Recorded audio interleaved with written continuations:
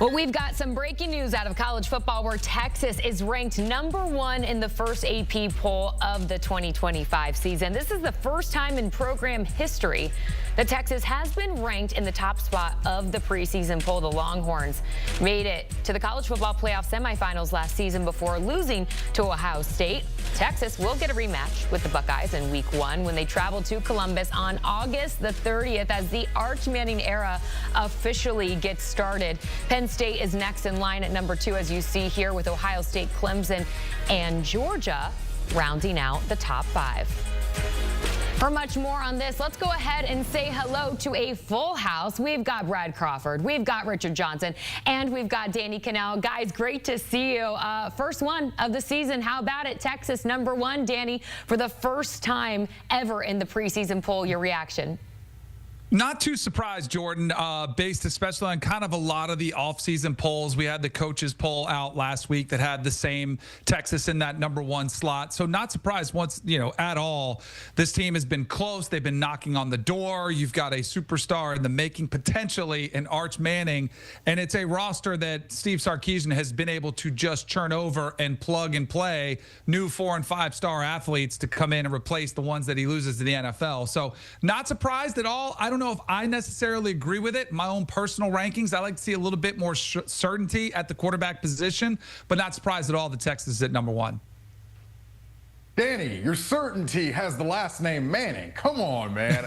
I got Texas at #1 in my own personal poll that we submitted for the CBS 136 a few weeks ago. I see them obviously #1 here in the AP poll. I have no problem with it. Texas is, to me, one of 2 national championship favorites. My only question about those Longhorns is the defensive interior up front. 3rd year in a row, they're chopping and changing with the defensive tackles and the defensive interior. If they can be great up front like they have been the last 2 seasons, then I have no problem with Texas at #1, and I think they will be #1 over the course of the season as well. Yeah, I think Texas should have got more of the majority first place votes. I see that there's some split there with Penn State and Ohio State, but Texas is also my preseason #1. I think the Longhorns are going to get through the SEC this season and get the top seed in the playoff. We talk about Arch Manning throughout the summer, but it's the defense for me. Richard mentioned there's some issues maybe on the interior of the D-line, but when you've got Colin Simmons at edge, you've got Anthony Hill linebacker, 2 All-American candidates, Michael Taft leading that secondary. Y'all, that's 3 future first-round picks. Texas' defense is going to be elite, and it's going to be one of the best units in college football. My gosh, Texas grabs the top spot, as we see here, with just 2 more first-place votes than Penn State. But week 1, let's get to it, Richard. We're going to see Texas, who is #1, at #3, Ohio State. Your expectations for that game? Well, you got to tell me who's playing quarterback for Ohio State first. They got to figure that one out. There's a quarterback battle remaining between Luke Reinholz and Julian Sayin. It doesn't seem like there's much separation there. We will see getting closer to the season if Ohio State shores that up. But I have questions about Ohio State on their defensive front. And I think that's going to be a big problem. Obviously, it's going to be Arch Manning's first start. It's going to be a hostile environment. You would like to be able to get some pressure on Arch to shake him up a little bit. And if Ohio State has defensive line issues and they're not good enough to affect Texas up front, then I think you're going to have a big problem if Arch is able to get comfortable in that game and that offense is really able to figure itself out over the course of that ball game. I have Texas in that game. I'm picking Texas to go on the road and win week 1. All right, so Texas in that top spot, Brad. #2, as we mentioned, is Penn State. They jump and are 1 spot ahead of Ohio State. I have Penn State going all the way. They are my pick to win in 2025. But how do you feel about this? I'm okay with Penn State in the #2 spot. This is the best roster on paper Penn State's had in decades. Certainly the best roster James Franklin's had. Convinced several juniors to come back. You see there are 23 first-place votes for the Nittany Lions. They're deserving of that. However, they have not beaten Ohio State in 8 seasons. Might play the Buckeyes twice this year, certainly in the regular season, and then they may face them in Indy in the Big Ten championship game. But Penn State in that #2 spot, I think they are a unanimous top 3 team this season. I've got no issues them there at #2 behind Texas. So, Brad, this actually is my number one team. This is who I would have there based on what they're returning. You mentioned some of those pieces they're bringing back. Drew Aller obviously has to take a step forward, but as a multi-year starter, I feel like I know what I'm going to get in some respects where you don't know exactly what you're going to get at Ohio State or at Texas, some of these other top teams. They bring Jim Knowles in from the defending national champion Ohio State defense to really lock up that defense, which has already been pretty good. I know they lose Abdul Carter, but denied Dennis Sutton, Zariah Fisher, couple edge rushers. I think the defense is going to be pretty nasty as well. And then the one big question mark with the running backs coming back, it's been the wide receiver. What do they do there? 3 transfer portal wide receivers coming in to give Drew Aller some targets on the outside. Second year for Aller and Andy Colton-Nicky's offense. I think he finally flourishes. Interesting, though, I do have him losing in the regular season at Ohio State, but getting revenge in the Big Ten championship game. So this would be my number one selection. If I had a vote, I would put Penn State at 1. That sounds good to me, Danny. I'm right there with you. Guys, as we kind of look at these rankings, and we'll go ahead and show it to you again, Danny, what does it actually say that we have 6 different teams that have received first place votes? Are we looking at yet another season with a lot more parity? Yeah, Jordan, I love this. I think this is a result of a couple things. One, we lost a lot of players from all the teams and lost a lot of quarterbacks specifically, and there's massive question marks along a lot of these teams.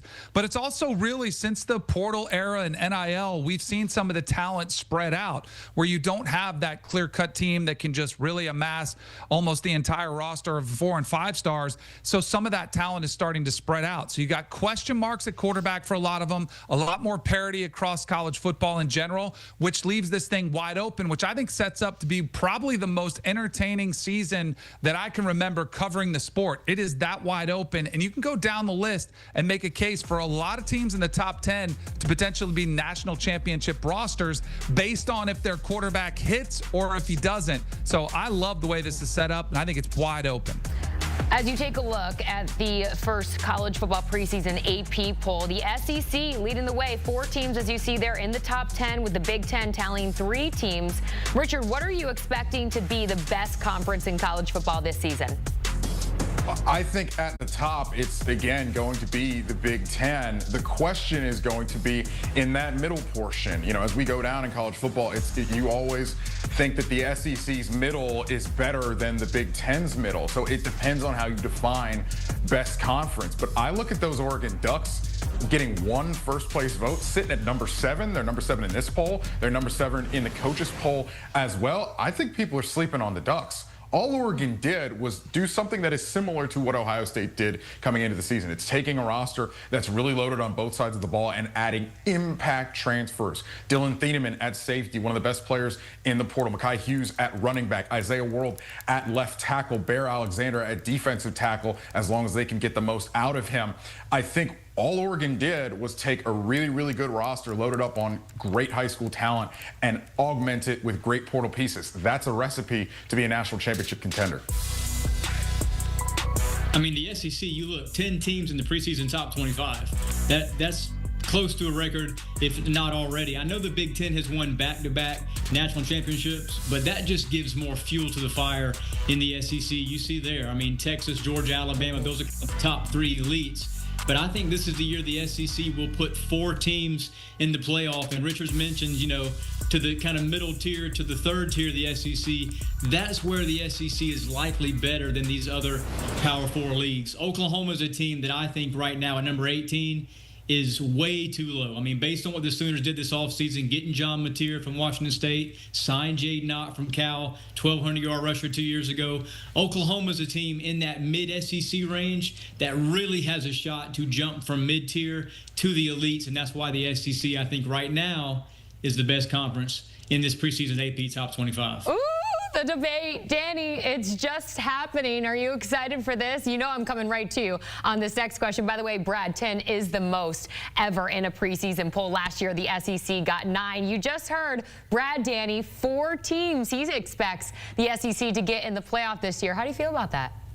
I would have to push back a little bit. No one sells hope and optimism like the SEC in the offseason. Nobody does the offseason propaganda like Greg Sankey, pumping out the info and getting you hyped up. John Mateer may be really good, but he still hasn't played at the Power 4 level. He was great at the Group of 5 level, and everything you're hearing with his offensive coordinator has been good, but that is an optimistic take. Florida, DJ Lagway is supposed to be good if he's healthy. We haven't even seen him play much for the Florida Gators because he's been banged up so much. Tennessee is a top 25 team, but they're without Nico. If they miss on the quarterback, they could be a 7-5 team. So I think you've got to look at the Big Ten as well, who, by the way, the metric we used to use was, who won the national championship? But it's interesting how that narrative changes now that the Big Ten's won back-to-back titles, how all of a sudden they want to talk about the depth of the league, when I would also contend that a lot of the teams that are in the middle of the Big Ten could be significantly better too. USC comes to mind. They've kind of been hovering under the radar. It was a down year for Lincoln Riley, but I would expect them to be back in the mix.